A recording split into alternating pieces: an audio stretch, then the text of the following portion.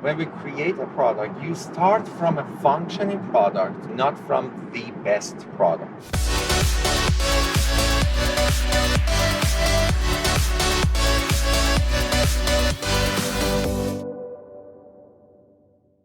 Hey, this is Iman Agai, the founder of Success World Academy. And one of the questions I get commonly asked is actually, uh, what's the secret to get the first sale?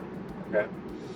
Now, one of the keys is that, like, most people think about what's the secret to get the first sale, but I actually want to put a twist to it. It's like, what if it's not about getting the first sale? What if it's about creating the best product, right? That the customers actually want. So instead of being our concern being is like, how can we sell the product we have?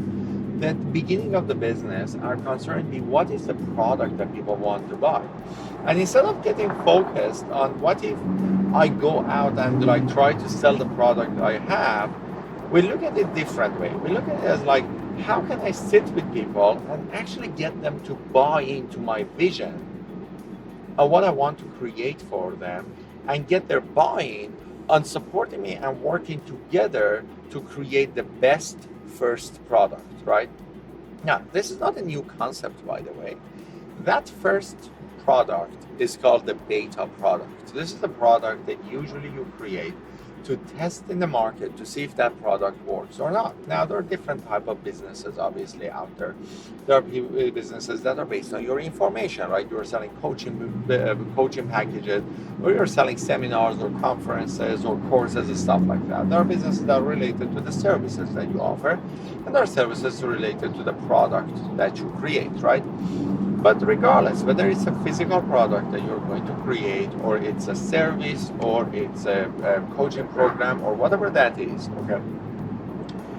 The first piece, the first mindset shift I want to give you is that you should never, ever, ever wait until you have the perfect product.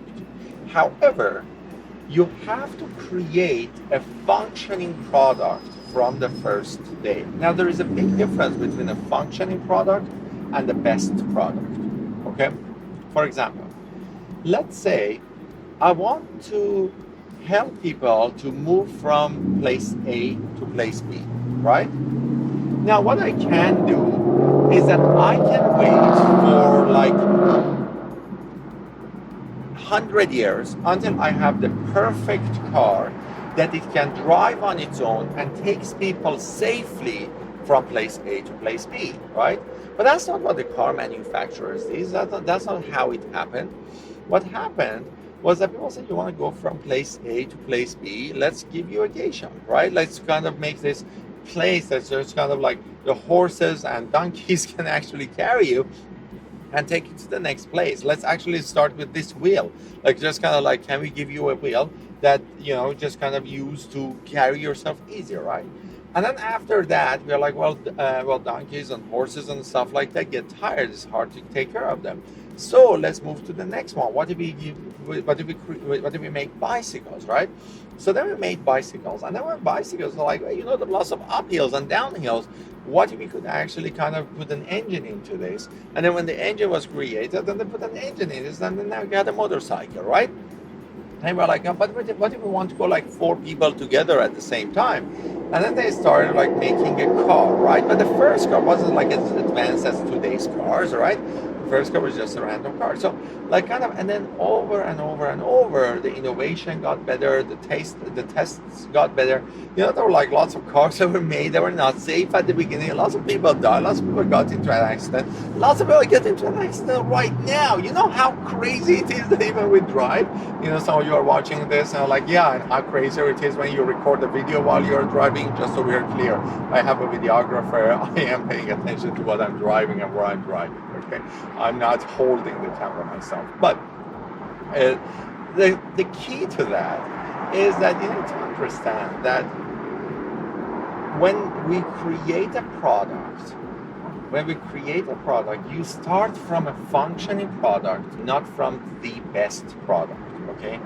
Keep that in mind always, that when you are creating a product, you create a functioning product and you go to the market and you get the buy-in of the first customers, right? And it's like, hey, you know, This is the first time I'm creating this product, and I want you to actually get this. I want to get your feedback. And yes, the first person that is getting it as some sort of discount or as some sort of support, as some sort of like a deal, right? Then the second person gets it, and then as you are selling more and more, then you get more experience, then you improve the package that you have, then you improve the services that you're offering, then you improve your customer support, then you improve the product. And then now you go to the next level and the next level and the next level, and before you know it, you have this phenomenal world-class product that is making a huge difference in people's lives, and you are selling millions of dollars of it, right? But you always should start from a functioning product, put it out, and then test it. Test the result. Test the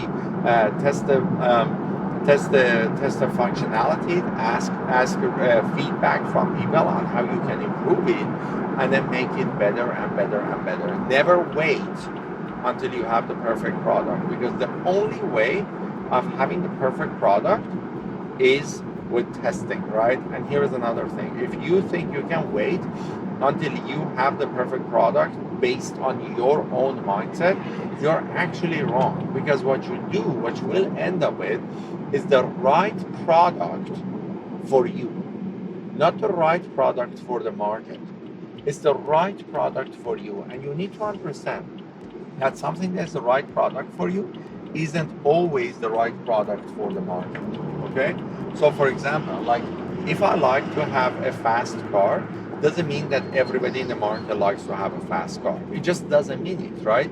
So if I'm creating a product and I'm just like, yeah, I'm going to create this fast car, right? And then later on you realize that car that you created was like, yeah, it was fast, it was good for you. It was not good for the people in your target market, because you never got feedback from them. It's not going to work, right? Look at the industry. I know a lot of people say, yeah, but you create what you want and other people get what you want. Blah. That's not true. Look at the world. Like kind of Lamborghini, right? Used to like makes fast cars and all of that. That's amazing, right? They started like coming up with an SUV. They started coming up with an SUV. Why? Because the market wanted an SUV. That's actually very key. If you understand that Lamborghini, the company that made fast cars and sport cars, and like all of it was about like having a low profile car, and suddenly like they're coming up with SUVs. No. Why? Because the market wanted it. Mercedes used to make luxury cars, very expensive cars.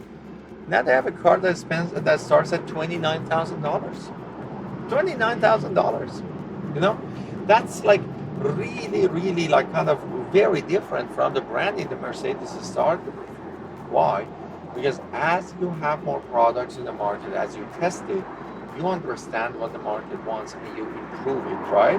You improve it. Now, obviously, Mercedes doesn't have a $10,000 car, but starting at the economy level, like with the $29,000 car, right? So that's what I want you guys to understand, that you always start with a functioning product and you improve that functioning product every day to make it to something that the market wants. Okay? Keep that in mind. Go out there, make a difference, and don't forget about your dream.